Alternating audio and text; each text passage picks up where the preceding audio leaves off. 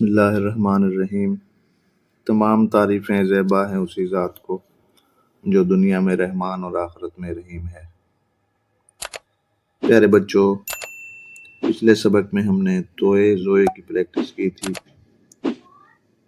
اب انشاءاللہ ہم این کی پریکٹس کریں گے۔ این کی پریکٹس ہماری بالکل جیم کی طرح سے ہوگی۔ جو ہم نے جیم کا گولائی اور سر بنایا تھا، آپ کو یاد ہوگا، اس طرح سے گھومتے ہوئے ادھر آنا ہے اور یہاں آ کر ہم نے چھوڑ دینا ہے۔ یہ ہمارے جیم کی پریکٹس تھی۔ اور اب اس میں ہم نے تھوڑی سی چینجنگ کیا کرنی ہے۔ اگر ہم یہاں سے ادھر آ جاتے ہیں تو یہ ہمارا جیم بن جاتا ہے۔ اب اس کو این میں تبدیل کرنے کے لیے ہم نے ایک نقطہ لگانا ہے، نقطے کے بعد راؤنڈ کرنا ہے، راؤنڈ کو باہر لے کر جانا ہے اور اسی طرح سنگل لائن میں قلم کو واپس لے کر آ جانا ہے اور یہاں پر سیدھے جا کر اوپر سے اس طرح کی شکل بنانی ہے کونے سے۔ یہ ہمارا این بن جائے گا۔ اب این بنانے کے لیے جو سیدھا طریقہ ہے وہ یہ ہے کہ سب سے پہلے آپ نے اوپر والا کونا بنانا ہے،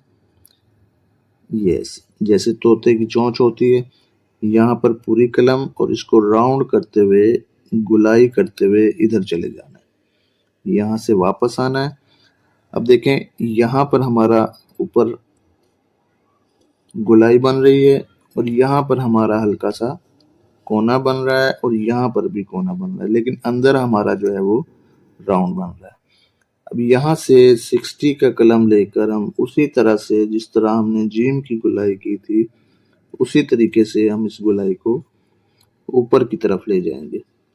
یہاں پر بھی وہی اصول بالکل ہوگا جس طرح ہم نے نون میں، سین میں، سواد میں لکھا تھا کہ ادھر سے ایک قط اور ادھر سے آپ نے آدھا قط جو ہے وہ فاصلہ رکھنا ہے، یعنی اس کی جو فلو ہوتا ہے وہ ڈائریکٹ سیدھا نہیں ہوتا، اس کا فلو اس سائڈ سے یہاں پر ہوتا ہے۔